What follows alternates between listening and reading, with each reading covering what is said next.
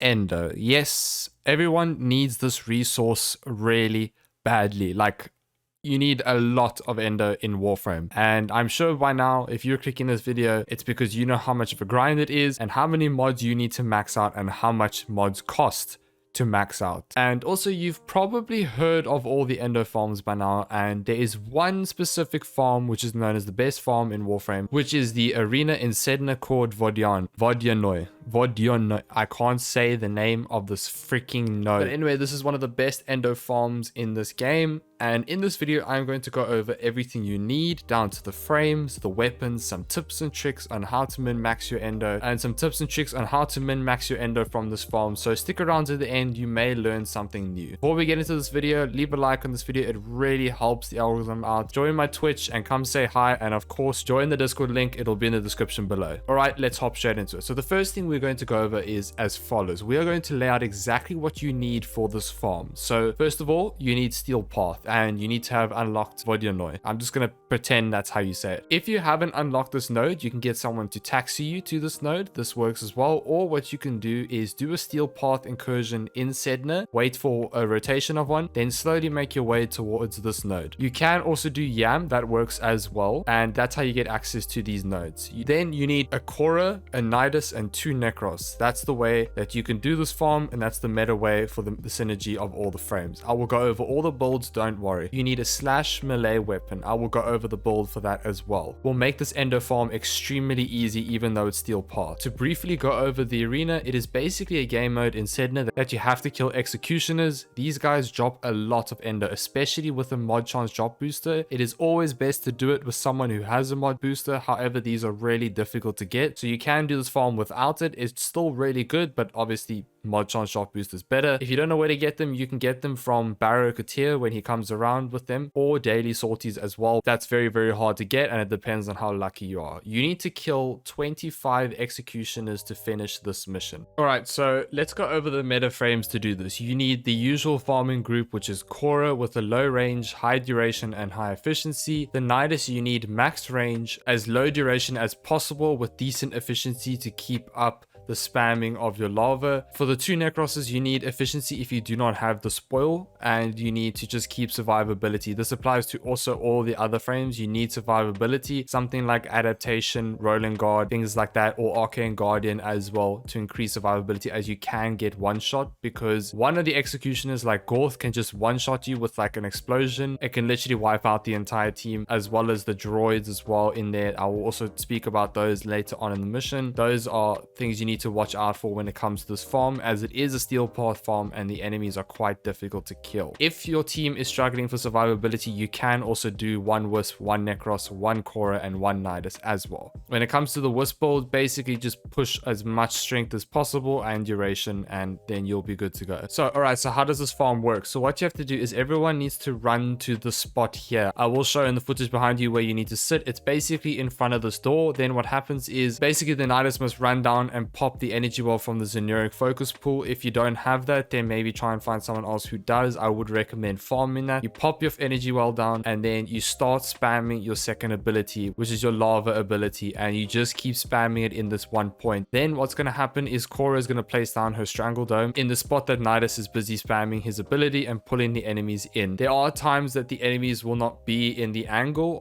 of where Nidus is spamming his second ability. This just comes down to maybe if you run around and try and pull them in the whole time, you can do that too as a Nidus. But Korra, your whole job is to just consistently spam your Strangle Domes and keeping them up as much as possible. This all depends on the role and which Warframe you want to use, so whichever Warframe I'm talking about here, and your role, listen out for that. So basically the Nidus must not really hit as much, because while he's spamming his 2, as well as the Korra. The Korra is also spamming her Strangle Dome as well, especially if you're doing Vodyanoi and you have the reduced ability duration, because then you're going to have to just keep spamming up your abilities the whole time. Then the 2 Necros. Now these guys, all their job is literally just keep Desecrate up consistently, try not to die, and you guys are the ones that must try and do the killing, as you don't need to spam abilities the whole time. So the Necros must this be the killers if they can. If not, let's say you're a Nidus and your team's struggling, if they don't have the right build, then with the build that I'll give you here for any slash weapon, you can just carry easily, no problem. It just might be a little bit slower, but not that much. Now, before we get into the melee builds and what you need to build for this farm, I need to say one thing. Everyone that plays this mission, everyone in the team must not have any main weapons like primaries and secondaries. Everyone must just have their melee. Why is this? It's because it removes ammo drops from the rotations, which means when you kill enemies, they will only drop energy orbs, health orbs, and endo. This will then increase your chance of getting more endo. Now in the footage here, you'll see there are ammo drops. That is because the Korra has dispensary, which is obviously dropping ammo drops regardless. But when it comes to killing them, make sure that you just have your melee weapons up. Now the time frame that you want to stick to is around 1.5 minutes to 3 minutes maximum. There are some missions that are slower and faster than the others. This all depends on the spawns, how fast the enemies move, and how lucky you are in terms of pulling them in. And the end gain that you get from it, we did do this mission with a mod chance drop booster for this test. So what you're seeing here in terms of the endo gain is all with a mod chance drop booster. So I cannot say for sure the amount of endo that you would get if you didn't have one, but I would say around 1.9k to about 2k, 2.4k endo, depending on how lucky you are without a mod chance drop booster, is what you would average. And it's still a decent amount of endo even if you don't have a mod chance drop booster, if you can do it fast and quicker. All right, so I've hopped in the game and we are going to go over what you will need for the melee build. So the weapon that I would recommend is of course the Cronin Prime. This is probably one of the best weapons you could use for this farm, I would say. Otherwise, for this build, it's literally any slash melee weapon. Literally, you can use anything. I'm talking about Skiajati, any of the Nakanas, Nakana Prime, Dragon Nakana, that too. You can use Zor, anything like that that will just do a lot of slash damage. That's what you want to go for. You can also use Rivkas. I will go over what the Rivkas are good for later on for the tips and tricks, but for now, Cronin Prime is the way to go. So for the build that we're going to go is of course the stance Sovereign Outcast. That is the main stance that you want to use for your Cronin Prime build, for any Cronin Prime build really. And basically what this build is, it's no elements, but it is an insane Grineer killer, like absolutely insane. Now this build was recommended to me by one of my community members called TJ. Shout out to him. He did this build and it is insanely strong. So basically you want reach because you want to hit more things in front of you. Primed reach if possible. Obviously that's a lot more range than normal reach. And then you'll need Organ Shatter for critical damage, Berserker Fury for more attack speed. The more you hit, the more your slash procs and things like that. Then Prime Smite Grineer, or you can use just normal Smite Grineer as well. Prime Smite Grineer is obviously better. I haven't maxed out this mod yet. Then Blood Rush for critical chance, stacks with combo multiplier because this goes up to 12 times combo, which is a lot. Then you want Gladiator Might, which is even more critical damage and more critical chance per combo multiplier. You want Condition Overload because obviously the more statuses, the more damage is dealt. And then Weeping Wounds. This build here absolutely melts through the enemies. Any Steel Pass Grineer enemies, this build melts when it ramps up the stacks and the combos. Now this build here, you can literally copy and paste onto any other slash melee weapon out there. That is why it's so strong. It's basically, like I said, no elements, just pure Grineer killer. All right, so now that we've gone over the build that will pretty much carry your team through this whole farm and pretty much any Steel Path mission, let's go over some tips and tricks on how to min-max your endo gain. So first things first, in the mission there are droids that spawn and do insane amount of damage. You want to kill them as fast as possible as they can kill your team and yourself insanely fast. They do stupid damage.